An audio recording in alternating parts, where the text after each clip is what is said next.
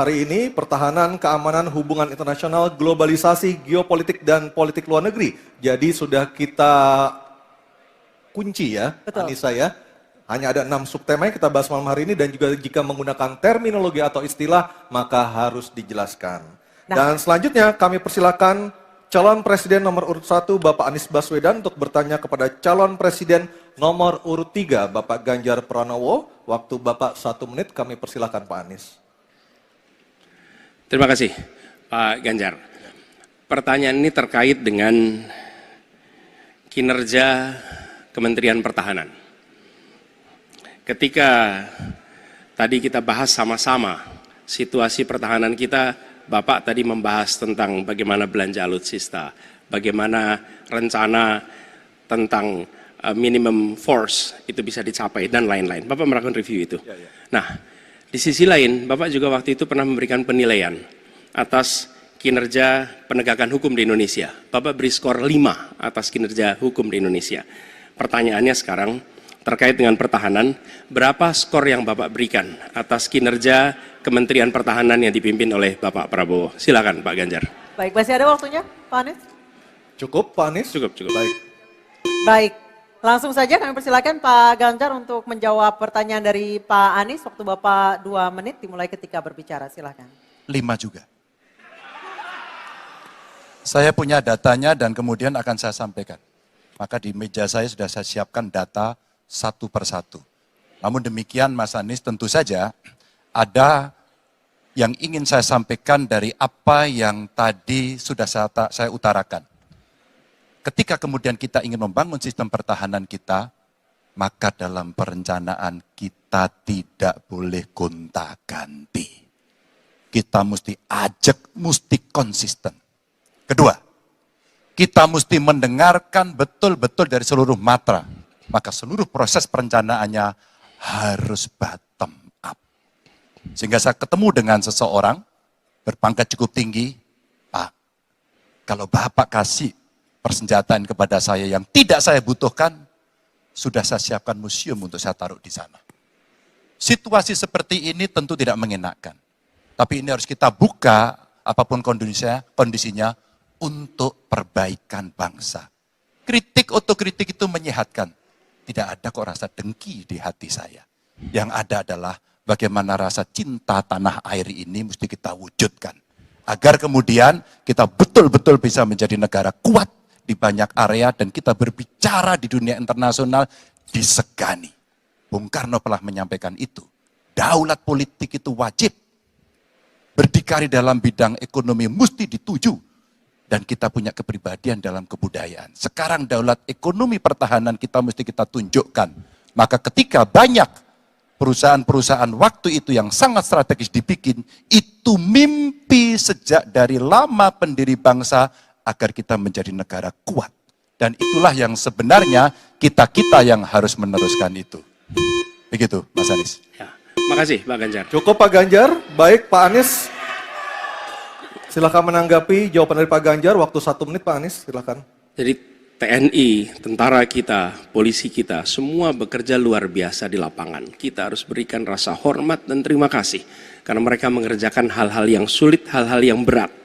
Tapi sisi kebijakan menurut saya lebih parah. Kenapa? Di era Pak SBY, kenaikan gaji terjadi 9 kali. Selama era ini hanya bernaik gaji 3 kali dan akan naik nanti tahun depan. Karena menjelang pemilu mungkin naik gajinya. Tapi di sisi lain, kesejahteraannya tidak dipikirkan dengan serius. Tukin hanya 80%. Lihat Kementerian Keuangan, lihat Kementerian PUPR. Menteri-menterinya mengusahakan peningkatan tukin di mereka. Lalu kita lihat tadi alutsista yang bekas, yang itu resikonya adalah keselamatan dari TNI kita. Mereka bekerja keras menjaga setiap jengkal tanah Republik ini. Tetapi mereka tidak didukung dengan policy. Karena itu menurut saya skornya justru di bawah 5 Mas Ganjar. Kalau 5 itu ketinggian Pak Ganjar. Terima kasih Pak Ganjar. Baik, waktu habis Pak Anies. Pak Ganjar silakan jawab pertanyaan dari Pak Anies. Waktu Bapak 1 menit. Silakan Pak Ganjar. Mas Anies gak usah takut. Disebut aja angkanya berapa gitu loh. Kayak saya gitu loh. Jangan di bawah 5, sebut aja berapa. 11 Mas. Dari 100. Oke. Ini sedikit ngajari kendel Mas Anies biar berani. Apa yang kemudian saya lakukan dari jawaban saya untuk membela para TNI kita? Saya bersama mereka. Saya mendengarkan, saya berkeliling Indonesia, saya mampir bertemu di rumah-rumah mereka, di asrama-asrama mereka. Maka kami tidak mau kalau kemudian mereka, mohon maaf, bertempur dan mati sia-sia. Saya tidak rela. Maka itulah yang saya bela. Maka perencanaan bottom up itu betul-betul sebuah perencanaan yang mereka inginkan, mereka harapkan, dan mereka bisa menggunakan dengan sangat efektif. Termasuk pada soal kesejahteraan tadi yang disampaikan. Dan saya sepakat pada soal itu. Baik, terima kasih Pak Ganjar. Mohon tenang, mohon tertib Bapak dan Ibu sekalian. Kita akan lanjutkan. Kami persilahkan kepada Capres nomor 2 Pak Prabowo untuk bertanya kepada Capres nomor 1 Bapak Anies Baswedan. Waktunya 1 menit Pak Prabowo, kami persilahkan. Saya cukup kaget karena beberapa hari yang lalu calon wakil presiden Bapak menyampaikan bahwa negara kita tidak dalam keadaan perang, sehingga untuk apa kita harus beli alat-alat perang. Tapi hari ini Bapak mengatakan Bapak setuju dengan kenaikan anggaran 1-2%. Jadi itu saya minta ketegasan. Yang kedua, ya sekali lagi data-data yang Bapak pegang adalah keliru, dan juga Pak Ganjar tadi juga banyak kelirunya. Saya sangat transparan, dan semua partai yang mengusung Bapak, Profesor Anies, mendukung APBN, berarti mendukung program saya. Termasuk PDIP di Komisi 1. Waktu habis Baik, Pak Prabowo. Baik, Pak Anies silakan untuk menjawab pertanyaan Pak Prabowo, waktu Anda 2 menit. Silakan. Ya, jadi kita butuh pertahanan yang sesuai dengan ancaman nyata yang ada di depan kita. Ancaman ini dirasakan oleh siapa? Dirasakan bukan saja di dalam batas-batas teritorial, tapi juga di keluarga. Bagaimana ancaman atas penipuan online, bagaimana ancaman atas peretasan, bagaimana ancaman atas judi online, bagaimana ancaman-ancaman terorisme. Itu semua membutuhkan perhatian. Jadi bukan memutuskan untuk belanja alutsista berdasarkan selera dan berdasarkan preferensi masa lalu, tapi justru harus mencerminkan kebutuhan masa depan. Inilah yang menurut kami penting. Ya, anggarannya perlu kita tingkatkan, tapi jangan keliru. Ancamannya juga mengalami pergeseran. Jadi itulah sebabnya mengapa kita melihat perlunya ada strategi yang baik. Supaya apa? Supaya kekuatan yang kita miliki, mereka bisa bekerja dengan optimal, tidak sia-sia. Lalu Pak Prabowo yang saya hormati, ini bukan soal pribadi, ini soal negara, ini soal policy. Penjelasannya ya di tempat ini, bukan di ruang-ruang tertutup yang tidak diketahui oleh publik. Justru kalau Bapak ketahui datanya salah, tunjukkan di tempat ini, sehingga publik bisa mengetahui, bukan dalam pertemuan-pertemuan lain yang tidak jelas dari mana kita bisa menilai akurasinya. Jadi menurut hemat kami, bila ada di antara kami yang faktanya keliru, Bapak tunjukkan. Tapi kalau Bapak tidak menunjukkan, berarti memang faktanya benar. Itulah kenyataan yang ada di lapangan. Dan ini juga yang selalu kami gunakan. Kami gunakan fakta-fakta itu. Itulah sebabnya, Pak, kami melihat penting sekali untuk kita tenang, dingin, jangan emosional dalam menghadapi persoalan-persoalan kenegaraan, dalam menghadapi persoalan-persoalan pertahanan. Demikian jawaban kami. Terima kasih. Baik, terima kasih Pak Anies. Oke, tenang dulu. Tenang dulu. Mohon tenang Bapak dan Ibu, mohon tenang supaya kita bisa mendapatkan intisari dari jawaban maupun pertanyaan dari ketiga capres kita ini. Dan kami persilakan Pak Prabowo untuk menanggapi Pak Anies dalam waktu 1 menit Pak. Kami persilakan Pak Prabowo. Pak Anies.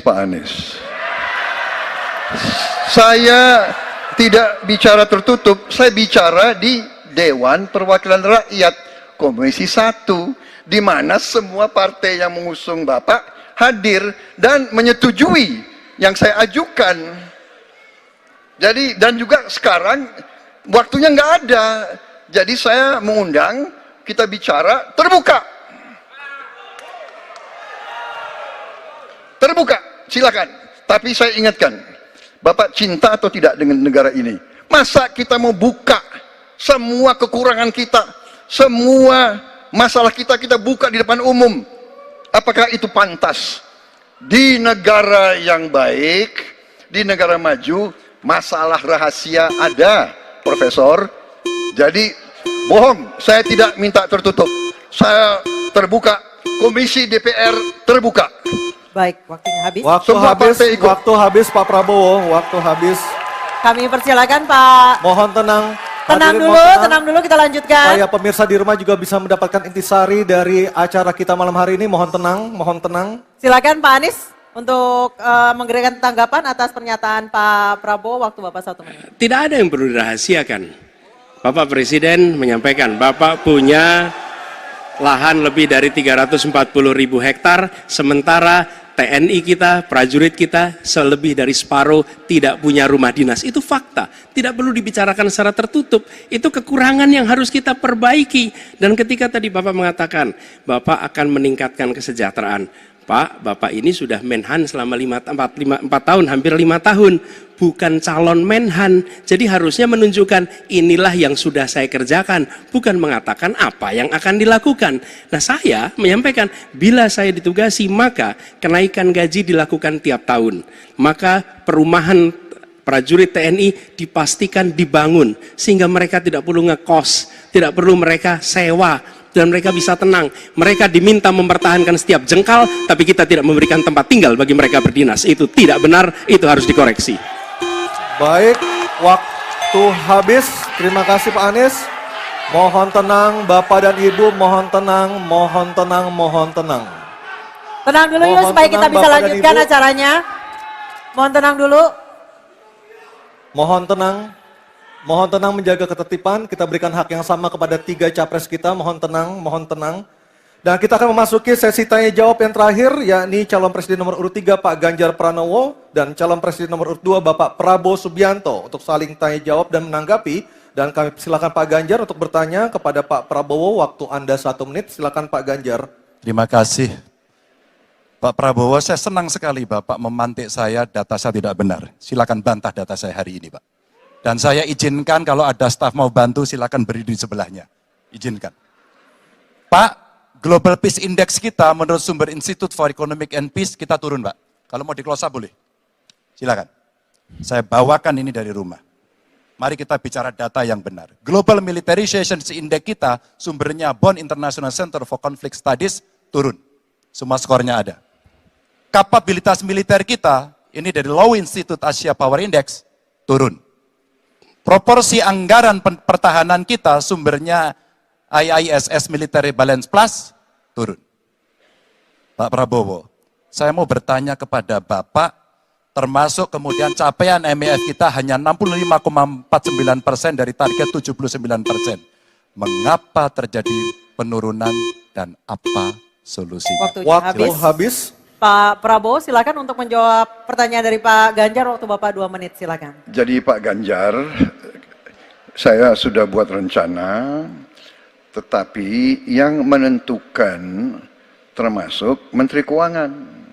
Dan masalah yang kita hadapi, tolong ya, saya memang sudah jadi Menteri Pertahanan 4 tahun, tetapi kita diganggu oleh COVID 2 tahun, di mana terjadi refocusing.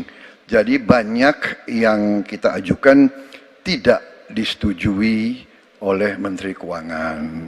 Jadi sebagai seorang menteri, sebagai seorang team player, saya harus loyal.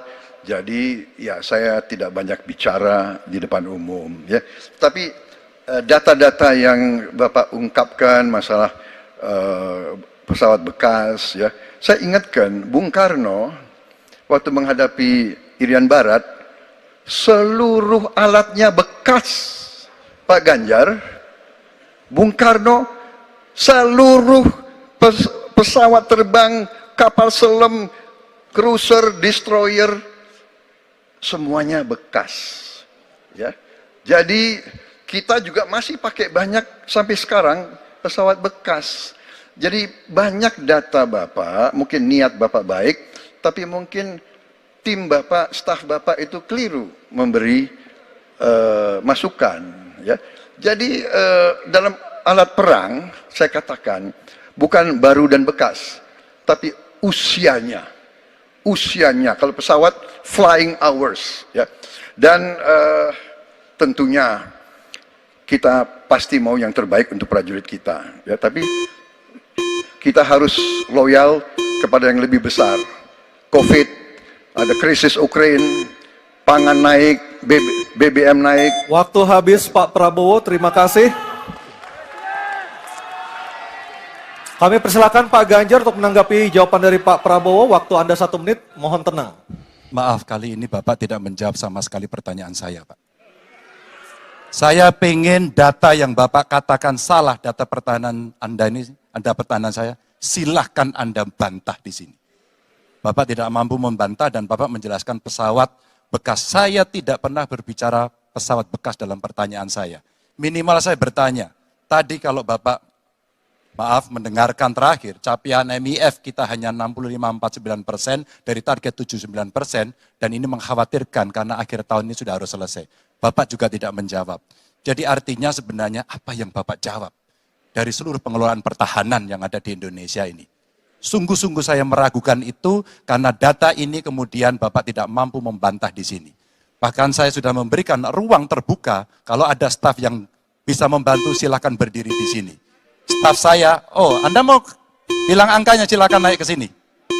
Akan saya tunjukkan kalau Anda mau membantu. Terima kasih. Baik, terima kasih Pak Ganjar. Oke, tenang dulu.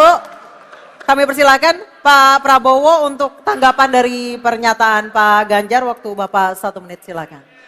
Ya, jadi begini, yang Bapak ungkapkan itu, saya bisa bantah, waktunya tidak cukup.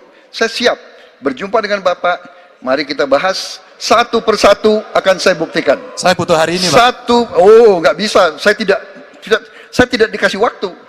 Jadi Anda tidak fair. Anda minta saya kasih penjelasan yang begitu rumit, tapi waktu saya terbatas. Jadi saya transparan, saudara.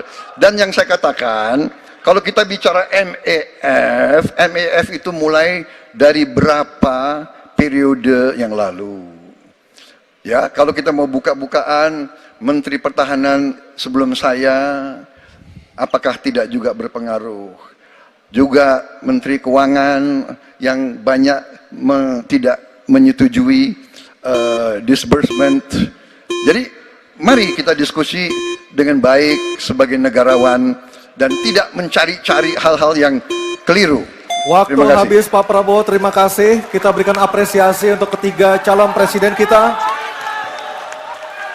Baik hadirin dan pemirsa, kita akan jeda terlebih dahulu dan tentunya akan kembali dengan segmen para calon presiden ini akan menyampaikan pernyataan penutup dari debat ketiga calon presiden tahun 2024. Tetap bersama kami di debat ketiga calon presiden.